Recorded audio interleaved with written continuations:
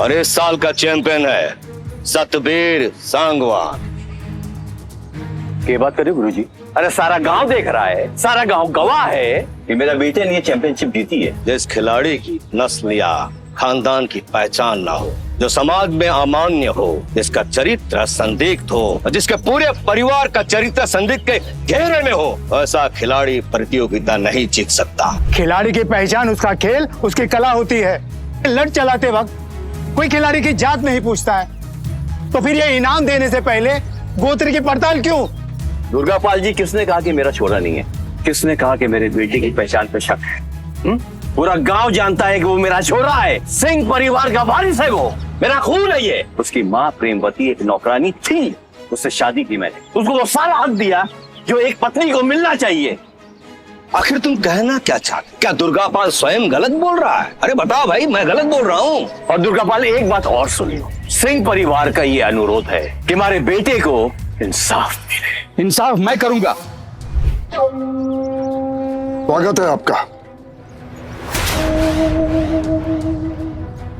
यह हमारे सत्यपाल ताऊ है, इस प्रतियोगिता के मुख्य परीक्षक। ये जो फैसला लेते हैं, इनका फैसला पत्थर की लकीर है, हम कोई नहीं काटते हैं बरसों से। सत्यपाल ताऊ, इन लोगों ने सबके नाक पे दम करके रखा है। महेंद्र, ये प्रतियोगिता हम खानदानियों की शान है, हमारा वजूद है। इस गंदे खून को इस खेल में उतारकर तुम हम पर थूक रहे हो, ये हमारी बेइज्जती है। सिंह परिवार को यहाँ से जाना होगा।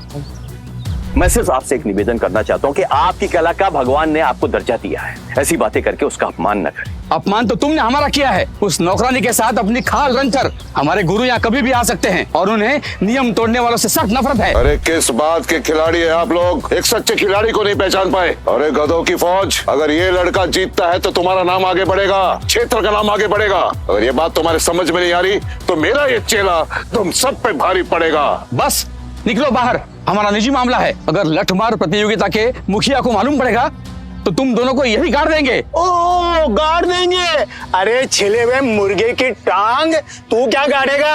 आने दे उसको भी देख लेंगे हम। हमारे मुखिया का अपमान कर रहा है तू? तुम सब तटपुंजी है, मेरी बात कान खोलकर सुन लो। इस लड़के को लेकर यहाँ से निकल जाओ, वरना मुखिया जी आ जाएंगे तो तुम सबकी टांगे तोड़ देंगे।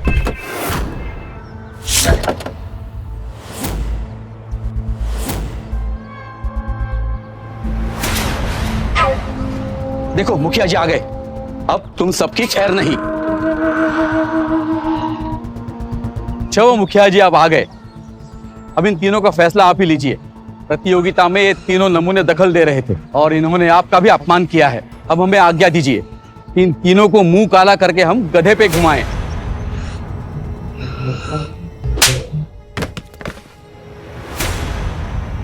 उस्ताद जी को चरण स्पर्श और कुकी भैया को मेरा प्रणाम। लवली प्रणाम।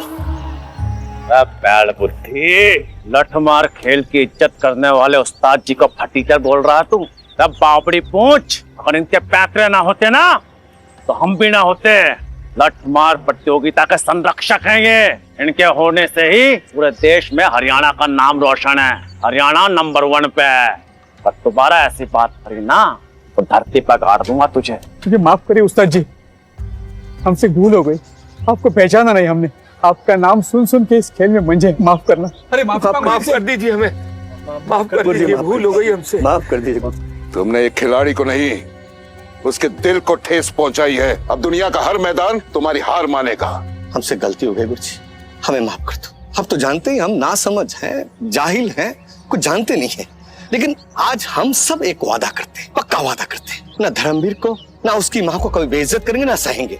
बस एक मौका हम दे दो उस्ताद जी, एक मौका। मुझे माफ कर दीजिए मुखिया जी, मुझे अपनी गलती का एहसास हो गया है। मैं वो गांव का पत्थर हटाने वाले को भी तराशता रहा हूँ। उसे हम स्वयं ढूंढ लेंगे, हमारी जरूरत ना है, तुम सब जा सको यहाँ से। आप लोग उस पत्थर की बात तो ना कर रहे जो हमारे घर के बाहर पड़ा हुआ है? हाँ बेटा, वही पत्थर। मैं जानता हूँ उस पत्थर को किसने हटाया। पहले आप मुझे ये बताइए कि उस पत्थर को वहाँ पे छोड़ा किसने? बेटा, आज से 25 साल पहले उस्ताद जी ने अपने दोस्त से शर्त लगाई और उस पत्थर को उठा कर फेंका था। तब से लेकर आज तक कोई भी उस पत्थर को टस से मस नहीं कर पाया है। लेकिन जिस भी खिलाड़ी ने उस पत्थर को इतनी दूर फेंका है, वो खिलाड़ी पूरे हरियाणा में अपने लठमार संघ का नाम रोशन कर सके। उस खिलाड़ी को ढूंढना बहुत जरूरी है। तो जानना है बेटा उस खिलाड़ी को? चल फिर बता हमें कौन है वो खिलाड़ी।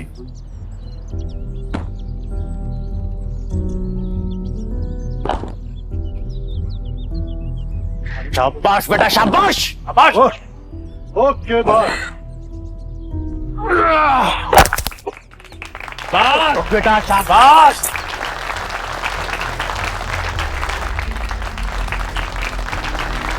तूने उस्ताद जी का नाम ऊंचा कर दिया, शाबाश। वाह भाई वाह, आज तो एक से बढ़कर एक कारनामे हो रहे।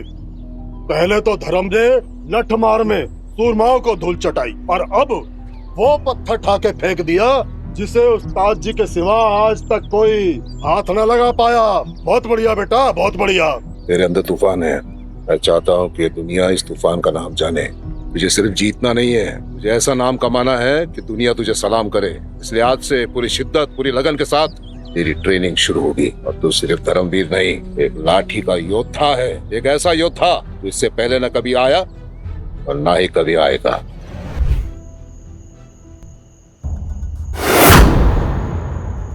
आइए दुर्गापाल जी, आखिर हमारे गांव की मिट्टी को अपने पैरों के दर्शन दे ही दिए। पहले आपके बुलावे का मान नहीं रख पाया, इसलिए माफी चाहता हूँ। कोई बात नहीं। महेंद्र सिंह नाम तो सुना होगा आपने। बिल्कुल सुनो। उसके घर में एक छोरा है, धर्मवीर है। तो वो कल का छोरा, लेकिन कल का छोरा कहीं हमारा सर दर्द न बन जाए। कौन है ये बंदा, जरा मैं भी देखूं? हाँ जी बिल्कुल। तस्वीर जी। हाँ। ये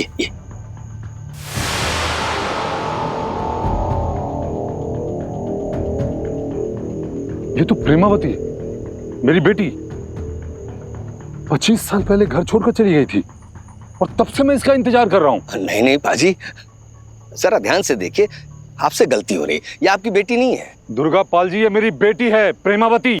तो इसके साथ बहुत बुरा हुआ है। उस महेंद्र सिंह ने इनकी इज्जत लूटी है, और बिन ब्याह एक बच्चा भी पैदा किया है। बेचारी का दिन रात रो रो के गुजरता है।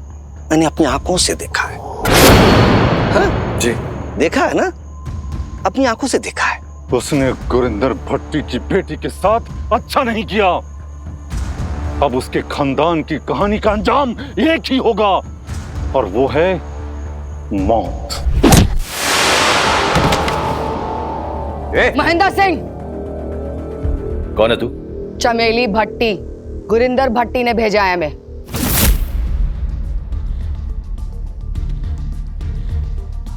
गुरिंदर भट्टी, दक्षिण हरियाणा का लाठी संघ का प्रधान। हाँ, क्या चाहिए उसे? अपनी बेटी, जिसे तुमने जबरदस्ती अपने घर में रखा हुआ है। कहाँ है वो?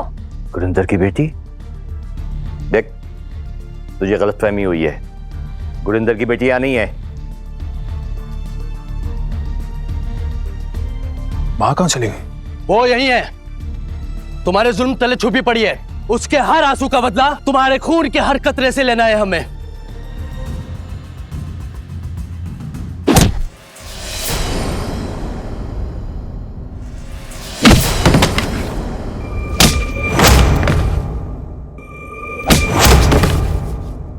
तू भी 100 ग्राम की पैकिंग में 2 ग्राम का मसाला और बाकी हवा निकला। उत्तर हरियाणा का चैंपियन बना फिरता है। चिंपांजी है तो चिंपांजी। तुम सब नाम के सिंह हो बस, रत्ती भर का दम नहीं है।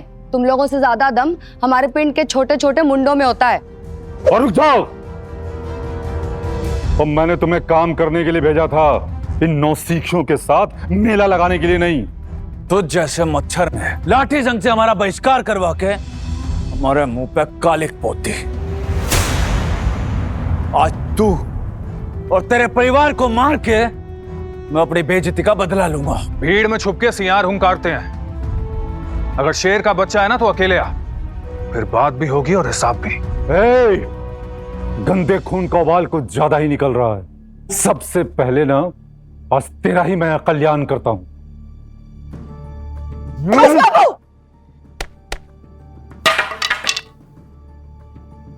यह है भाटियों का असली खून, जिसने इतने जुल्म सहे लेकिन पानी तक नहीं मांगी।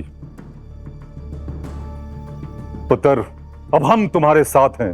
तुम्हारे एक एक निशान के बदले मैं सैकड़ों लाशें बिछा दूंगा। बदले की कहानी लिखने आ गए, बेटी का हाल तो पूछ लेते। एकदम भली चंगी हूं मैं। खबरदार, जो मेरे परिवार को एक खरोच भी आई तो भूल जाओगी कि मेरे रगों में तेरा खून है। ये क्या कह रही है बेटी? जिसने तुझे कलंकित किया तू उसके लिए ढाल बन रही है। प्यार कलंक ना होता बापू। बाप को धंधा नहीं सिखाते। तुझे जितना पता है ना, उतना मैं लोगों को सिखाकर भूल चुका हूँ। मुझे नहीं चलना। छोड़ो, छोड़ो, नहीं चलना मुझे। छोरे, तू इतनी आसानी से हार ना मान सकता। उत्तर हरियाणा का चैंपियन है तू। अरे काहे का चैंपियन? एक भी दाव पेच काम ना आया मेरा उनके सामने। सही कह रही थी वो छोरी। अरे के सही कह रही थी वो छोरी। तू थक सके मगर रुक ना सकता। अगर तू रुक गया ना तो इसका मतलब वो हार। तू जीतेगा, उन्हें हराएगा और अपनी मां को वापस लेकर आएगा। Don't miss what happens next. Download Pocket TV now to watch the full story.